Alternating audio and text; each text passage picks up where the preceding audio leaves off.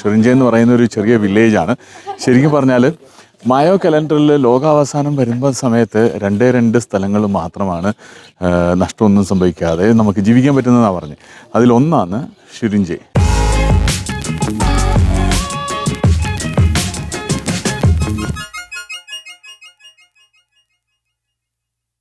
നമസ്കാരം. നമ്മൾ കുശദാസിയിൽ തന്നെ തങ്ങുന്നു. എഫേസൂസിൻ്റെ കാഴ്ചകളൊക്കെ കണ്ടിരുന്നു. അത് കഴിഞ്ഞ് പഴയ ഏൻഷ്യൻ്റ്, അതായത് പഴയ ഏൻഷ്യൻ്റ് എന്ന് പറയുമ്പോൾ പഴയ തന്നെയാണ്, പഴയ വേൾഡ് വണ്ടേഴ്സിൽ 7 wonders of the world ancient, അതിൽ ഒരു വണ്ടറിലാണ് നമ്മൾ നിൽക്കുന്നത്. അന്നത്തെ 4th century BC, before Christ, 4th centuryയിലെ ഏറ്റവും വലിയ ടെമ്പിളിലാണ് വന്നിരിക്കുന്നത്. ടെമ്പിളിൻ്റെ ഒരു പില്ലർ മാത്രമേ ഉള്ളൂ. ശരിക്കും പറഞ്ഞാൽ ടെമ്പിൾ വലുതായിരുന്നു എന്നാണ് പറയുന്നത്. ടെമ്പിളിൻ്റെ ഒരു പില്ലർ മാത്രമാണ് നമുക്കിപ്പോൾ കാണാൻ പറ്റുന്നത് കേട്ടോ. ടെമ്പിളിൻ്റെ ഒരു പില്ലർ മാത്രം കാണുവാൻ പറ്റുന്നു എന്ന് നമ്മൾ പറയുമ്പോഴത്തേന് ഇത് ആർടെമിസ് ടെമ്പിളാണ്. ആർടെമിസ് ടെമ്പിൾ 4th century BCയിൽ പണിതതാണ്. അന്നത്തെ വലിയൊരു ടെമ്പിളായിരുന്നു. അപ്പോൾ അന്ന് മാർബിൾ കൊണ്ട് പണിതതും അന്നത്തെ ഏറ്റവും വലിയ ടെമ്പിളുമായിരുന്ന ഒരു പാഗൻസ് വിശ്വാസമായിരുന്നു കേട്ടോ. ആർടെമിസ് എന്ന് പറയുന്നതാണ് മദർ ഗോഡ്. ആ മദർ ഗോഡിൻ്റെ സ്റ്റാച്ചുവിൻ്റെ കാര്യങ്ങളൊക്കെ നമ്മൾ നേരത്തെ തന്നെ എഫേസൂസിൽ വെച്ച് പറഞ്ഞിരുന്നു. നിങ്ങൾ ആ വീഡിയോ കണ്ടില്ല എന്നുണ്ടെങ്കിൽ ആ വീഡിയോ ഒന്ന് കണ്ടു നോക്കിയാൽ മതി കേട്ടോ. അന്ന് അനേകം മാർബിൾ വെച്ച് പണിത ഈ ടെമ്പിള് കുറേ വർഷങ്ങൾ നിന്നു. അതിനുശേഷം ആ ടെമ്പിള് പൊളിഞ്ഞു പോവുകയും അതിനുശേഷം സെയിൻറ്റ് ജോൺ ബാപ്റ്റിസ്റ്റിൻ്റെ കല്ലറയാണ്, സെയിൻറ്റ് ജോൺ ബാപ്റ്റിസ്റ്റ് അല്ല, സെയിൻറ്റ് ജോൺ അപ്പോസ്തോലിൻ്റെ കല്ലറയാണ് മേളിൽ 3 പില്ലേഴ്സ് വന്ന് നിൽക്കുന്നത്. അത് കാണുന്നത് അവിടെ ഒരു ചർച്ചും ഉണ്ട് കേട്ടോ. അപ്പോൾ അത് പണിതാനായിട്ട് ഇവിടുന്ന് കുറച്ച് മാർബിൾസ് കൊണ്ടുപോയി. അതിനുശേഷം ഇവിടെ കാണുന്ന ഒരു മസ്ജിദാണ്. ആ മസ്ജിദ് പണിയാനായിട്ട് കുറച്ച് മാർബിൾസ് ഇവിടുന്ന് കൊണ്ടുപോയി. അതിനുശേഷം ഓട്ടോമാൻ പണിത ഒരു ഓട്ടോമാൻ പീരീഡിലുള്ള ഫോർട്ടാണ് മേളിൽ. ഓട്ടോമാൻ പീരീഡിലുള്ള ഫോർട്ട് പണിയാനായിട്ട് വീണ്ടും മാർബിൾസ് ഇവിടുന്ന് കൊണ്ടുപോയി. അങ്ങനെയാണ് ഈ ടെമ്പിൾ തന്നെ പഴയ ഒരു പില്ലറും വേറൊരു പില്ലറിൻ്റെ അവശിഷ്ടവുമായി മാറിയത്. ശരിക്കും പറഞ്ഞാൽ ഇത് ഈ 3 സ്ട്രക്ചർ പണിയുവാനും ഇവിടുന്ന് ഈ പള്ളിയും അതേപോലെ തന്നെ മസ്ജിദും അതേപോലെ ഫോർട്ടും പണിയാനായിട്ട് മാർബിൾസ് കൊണ്ടുപോയത് ഇവിടുന്ന് തന്നെയാണ്. അപ്പം നിങ്ങൾക്ക് ഊഹിക്കാവുന്നേ ഇന്ന് വേണം മാർബിൾസ് ഉണ്ടായിരുന്നു, ഇന്ന് വേണം മാർബിൾസ് ഇത് പണിയാൻ വേണ്ടി ഉപയോഗിച്ചിരുന്നു എന്ന് ഊഹിക്കാവുന്നേ ഉള്ളൂ.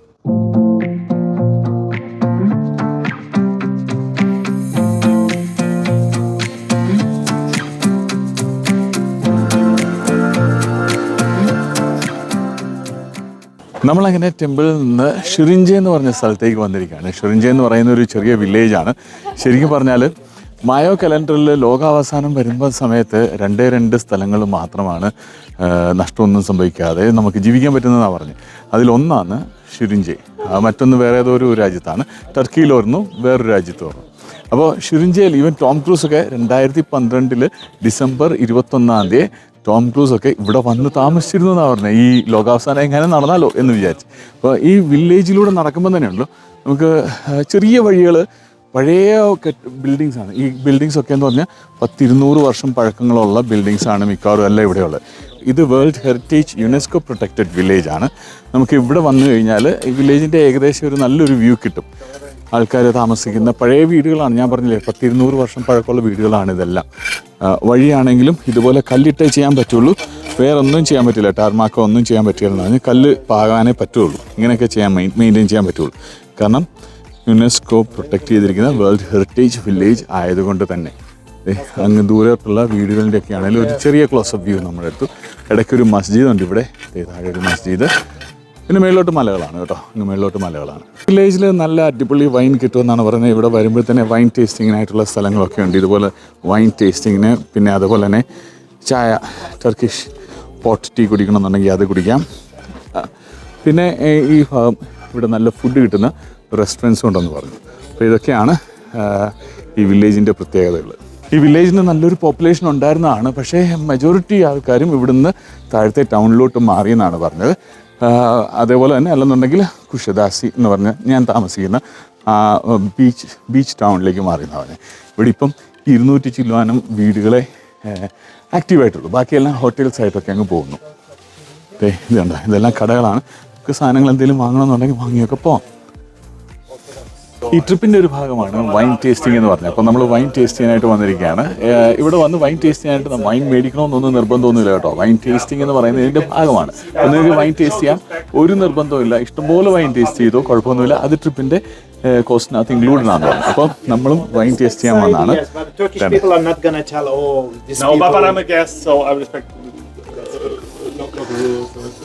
റെഡ് ഡ്രൈ വൈനിൽ നിന്ന് തുടങ്ങാം. Red dry വൈനാണിത്.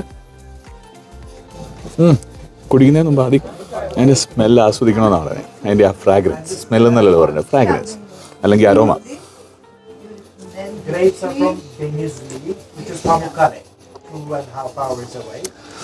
ഡ്രൈ ആണ്, ഒട്ടും സ്വീറ്റ്നെസ് ഇല്ല, നമുക്ക് ആ ഡ്രൈനെസ് ഫീൽ ചെയ്യും. പക്ഷേ ഗ്രേപ്പ് വൈനാണ്. ഇതും ഡ്രൈ വൈൻ തന്നെയാണ്. ഇത് ഡ്രൈ വൈറ്റ് വൈനാണ്, മറ്റത് ഡ്രൈ റെഡ് വൈൻ. ഇതിൻ്റെ ടേസ്റ്റ്, നമ്മുടെ ടേസ്റ്റ് മാറ്റാണ്ട് അവിടെ കോൺസ് വെച്ചിട്ടുണ്ട്. നമുക്ക് കോൺസ് കഴിച്ച് ടേസ്റ്റ് മാറ്റിയിട്ട് അടുത്ത് കഴിക്കാം. ഇതിൻ്റെ സ്മെല്ലാണ് കുറച്ചുകൂടെ, ഇതിൻ്റെ അരോമയാണ് കുറച്ചുകൂടെ നല്ല കേട്ടോ.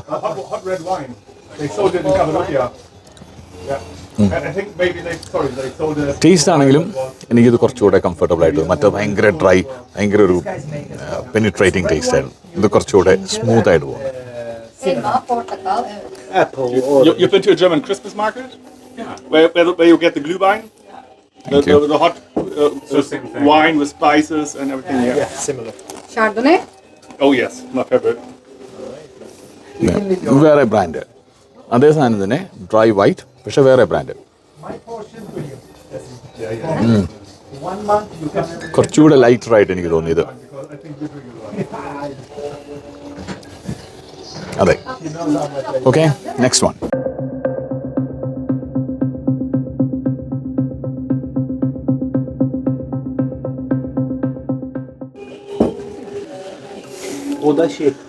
നമ്മൾ അടുത്ത ഐറ്റത്തിലേക്ക് കയറിയിരിക്കുകയാണ്. ഇത് സ്വീറ്റ് റെഡ് ആണ്. പക്ഷേ അതിനകത്തുനിന്ന് ഞാൻ ഷോട്ട് ചെയ്യാതെ വെച്ചാൽ ലൈറ്റ് ഇച്ചിരി കമ്മിയാണ്. അത് പുറത്തെ ലൈറ്റ്, സൺലൈറ്റ് കിട്ടുമെന്നുള്ള പ്രതീക്ഷയിൽ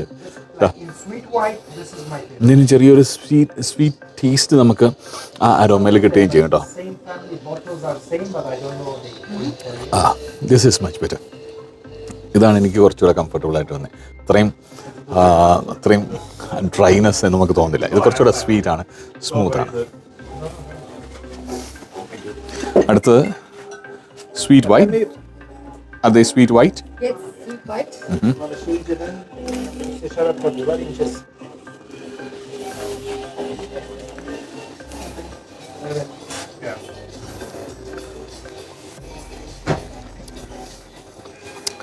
സ്വീറ്റ് വൈറ്റ് ഇതുവരെ കഴിച്ചതിൽ ഏറ്റവും ഇഷ്ടപ്പെട്ട സ്വീറ്റ് വൈറ്റ് വൈനാണ്. കൊള്ളാം, ഇതാണ് ഏറ്റവും നല്ലത്.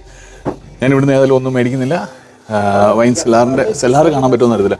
വൈൻ ബോട്ടിൽസ് ഇങ്ങനെ കളക്ട് ചെയ്ത് വെച്ചിരിക്കുന്ന കാഴ്ചകളൊക്കെ കണ്ട് നമുക്ക് കണ്ടിന്യൂ ചെയ്യാം. ഓക്കെ,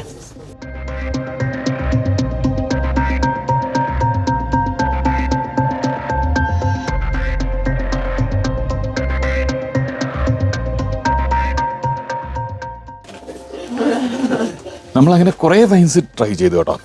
വൈൻസിൻ്റെ കുറേയേറെ വെറൈറ്റികൾ, മൾബറി, അതുപോലെ തന്നെ പീച്ച്, മസ്ക് മെലൻ, ലൈം, അങ്ങനെ കുറേ വെറൈറ്റികൾ, മാംഗോ. ഏറ്റവും അവസാനത്തെയാണ് ചോക്ലേറ്റ് വൈനാണ് ഞാൻ അവസാനം ട്രൈ ചെയ്യുന്നത്. ഇതിനകത്ത് എനിക്ക് ഏറ്റവും ഇഷ്ടപ്പെട്ടതെന്ന് പറഞ്ഞാൽ മൾബറിയുടെ വൈനാണ് എനിക്ക് ഏറ്റവും ഇഷ്ടപ്പെട്ടത്. വളരെ ഒത്തിരി സ്വീറ്റ്നെസ് എന്നല്ല ഞാൻ പറഞ്ഞത്, നാവിന് സ്വീറ്റായിട്ടുള്ള ഒരു വൈനായിരുന്നു മൾബറി വൈൻ. ഇതെങ്ങനെയാണെന്ന് നോക്കാം. ചോക്ലേറ്റിൻ്റെ സ്മെല്ലാണ്, അതേ ചോക്ലേറ്റിൻ്റെ അതേ സ്മെല്ല്.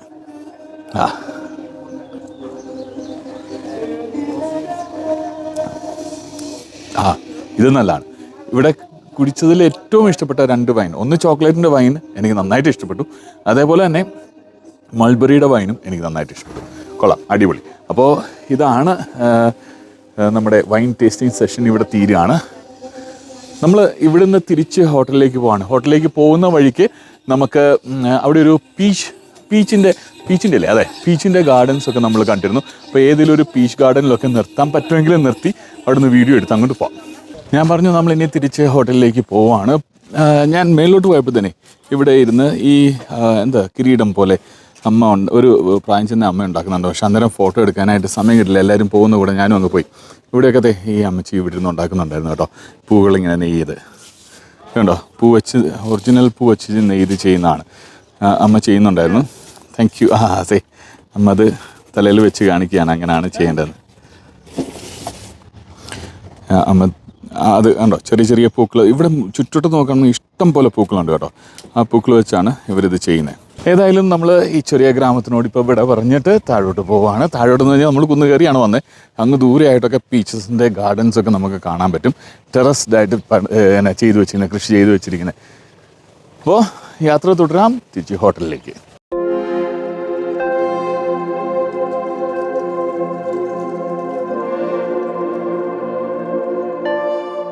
നമ്മളങ്ങനെ വൈൻ ടേസ്റ്റിംഗ് ഒക്കെ കഴിഞ്ഞ് താഴോട്ടിറങ്ങി സെൽചുക്ക് എന്ന് പറയുന്ന ടൗണിലേക്ക് എത്തിയിരിക്കുകയാണ്.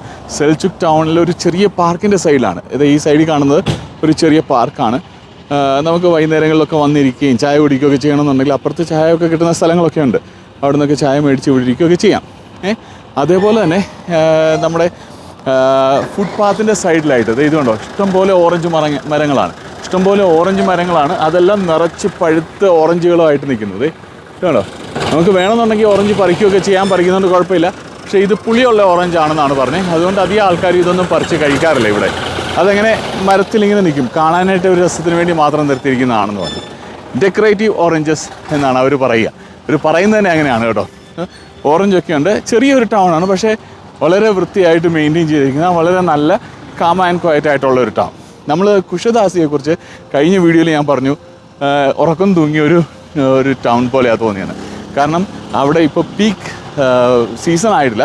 ശരിക്കുള്ള പീക്ക് സീസൺ എന്ന് പറയുന്നത് ഏപ്രിൽ ഹാഫ് കഴിഞ്ഞിട്ടാണ്. ഏപ്രിൽ ഹാഫ് കഴിഞ്ഞ് മെയ്, ജൂൺ, ജൂലൈ ഒക്കെയാണ് ഏറ്റവും കൂടുതൽ ആൾക്കാർ അവിടെ വരിക. ക്രൂയിസ് ഷിപ്സ് ഇഷ്ടംപോലെ വരുന്ന സ്ഥലമാണ് ഈ കുശദാസി എന്ന് പറയുന്നത്. നമ്മൾ വലിയ വാനിൽ നിന്ന് മാറി ചെറിയൊരു വണ്ടിയിൽ നിസാം തന്നെ എന്നെയും കൊണ്ട് പോവുകയാണ്. തിരിച്ച് ഹോട്ടലിലേക്ക് പോകുന്ന വഴിക്ക് അവിടെ വഴിയിൽ ഏതെങ്കിലും പീച്ചിൻ്റെ ഗാർഡൻ കാണുകയാണെങ്കിൽ നിർത്താമെന്നാണ് പറഞ്ഞത്. നമുക്ക് തിരിച്ച് ഇതിൽ തന്നെ കയറി അങ്ങ് യാത്ര തുടരാം അല്ലേ? Thank you Nizam.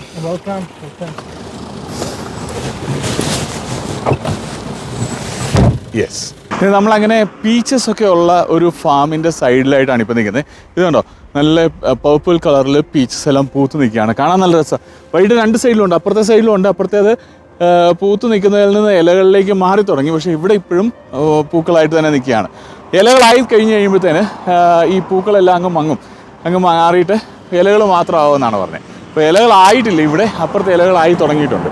ഞാൻ ഇവിടെ നടന്ന് ഗേറ്റിൻ്റെ ഇവിടെ വന്ന് ഗേറ്റ് പൂട്ടിയിരിക്കുക. അതേ ഇത് കണ്ടോ, ഗേറ്റ് പൂട്ടിയിട്ടിരിക്കുക. അല്ലായിരുന്നു ഗേറ്റ് തുറന്നിട്ടുണ്ടായിരുന്നേ കുറച്ചുകൂടെ അകത്തൂടെ നടന്ന് പോകായിരുന്നു. അകത്തൂടെ നടന്ന് അതിൻ്റെ കാഴ്ചകളൊക്കെ കാണുന്നു. പക്ഷേ എന്നാൽ ഇപ്പം നമുക്ക് ഗേറ്റിന് ഇപ്പുറത്ത് നിന്ന് കാണാം. അകത്ത് പോകാനുള്ള സൗകര്യമില്ല. ഇതാണ് ചെറിയൊരു ക്ലോസപ്പ് വ്യൂ എടുത്തിരിക്കുന്നത്. അത് കണ്ടോ, പൂക്കൾ നല്ല രസമാണല്ലേ കാണാനായിട്ട്. എനിക്ക് ഭയങ്കരമായിട്ട് ഇഷ്ടപ്പെട്ടു ഈ പൂക്കൾ കാണാനായിട്ടൊരു പ്രത്യേക രസം. അപ്പം പീച്ചിൻ്റെ ഫാമും അതേപോലെ തന്നെ ഏൻഷ്യൻറ്റ് വേൾഡ് വണ്ടറും ഒക്കെ കണ്ട് നമുക്ക് ഈ വീഡിയോ ഇവിടെ നടത്താം. വൈൻ ടേസ്റ്റിംഗ് ഒക്കെ ഉണ്ടായിരുന്നു. നല്ലൊരു അനുഭവമായിരുന്നു ഓൾ ടുഗെദർ. ഇനി അടുത്ത വീഡിയോ ഉടനെ ഉണ്ടാകുന്നതാണ്. നിങ്ങൾ കാണാൻ മറക്കേണ്ട, എന്നും കൂടെ ഉണ്ടാവണം കേട്ടോ. തൽക്കാലത്തേക്കിന് ബൈ. സന്തോഷമായിട്ട് എന്നും ഹാപ്പി ആയിട്ട് അങ്ങോട്ട് പോകാം.